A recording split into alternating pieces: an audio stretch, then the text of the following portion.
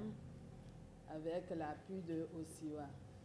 Nos excuses, je dis nous, puisque de part et d'autre, à l'heure indiquée, maintenant nous sommes tous là. Je pense que nous allons aller vite et que même je dirais un bon président de l'ODEM pour nous présenter. Membre de la commission presse écrite à le renforcement des capacités des médias pour un meilleur exercice de leur responsabilité à servir des bonnes informations aux citoyens. Nous nous retrouvons ici à quelques heures de l'élection du scrutin du 28 juin 2015 qui consacrera la désignation des nouveaux responsables au plan local, communal, voire municipal. C'est dans ce cadre que s'inscrit les renforcements de capacités que nous avons lancés sur toute l'étendue du territoire national et nous sommes ici à l'étape de Boycon. Je voudrais vous préciser que nous avons bien voulu que pendant cette rencontre, nous puissions échanger à travers la lumière d'un magistrat sur les infractions contenues dans le code électoral et surtout le devoir que les professionnels des médias ont de dénoncer ces infractions-là et aussi d'aborder le code sur la presse, notamment les questions concernant le droit d'accès à l'information, les questions relatives au droit de réponse et de réplique et éventuellement voir quelles sont les autres contraintes liées à l'application de cette loi. La troisième communication, dans ce sens, parlera essentiellement des contenus des dispositions du Code de la déontologie dans la presse béninoise.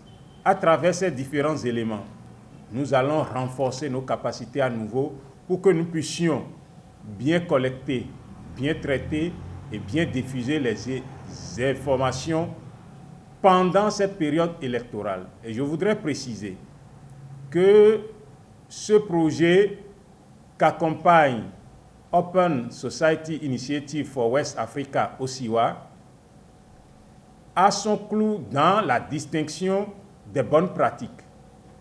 En effet, ce programme nous conduira à une deuxième étape d'observation des professionnels des médias pour voir quel est leur comportement dans le traitement quotidien des activités liées à leur profession. Et nous voulons ancrer cela sur leur comportement à travers la couverture médiatique de la période électorale.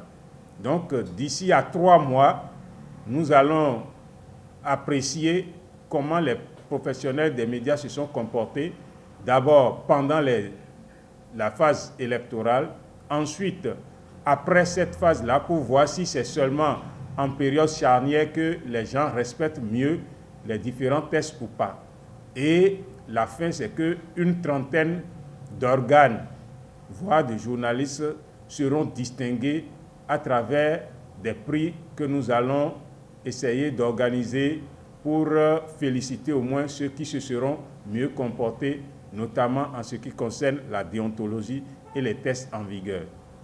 Je voudrais ici remercier très sincèrement l'Open Society Initiative for West Africa, OSIWA, qui nous appuie dans cette démarche à travers ce projet-là, qui n'est qu'une partie du projet global qui comporte 5 à 6 démembrements. À vous qui êtes ici, je voudrais tout simplement vous exhorter à tirer profit des différentes communications que nous aurons, de façon à ce que dans l'exercice quotidien de votre métier, vous puissiez toujours faire référence à tout l'arsenal juridique qui encadre votre travail, de façon à ce que aucun mal ne vienne de la presse. il faut qu'on puisse tout faire pour que personne ne puisse dire que les échauffourées qu'il y a eu ici, ou les écarts de langage, ou les informations mal passées, que cela soit le fait de la presse. Nous devons mieux nous comporter et faire notre travail dans les règles de l'art. Et c'est en cela que se justifie la formation que nous tenons aujourd'hui dans cet hôtel. Je voudrais encore une fois vous remercier d'avoir requinqué. C'est sur ce que je voudrais déclarer, lancer la cité des acteurs des médias pour un meilleur exercice de leurs responsabilités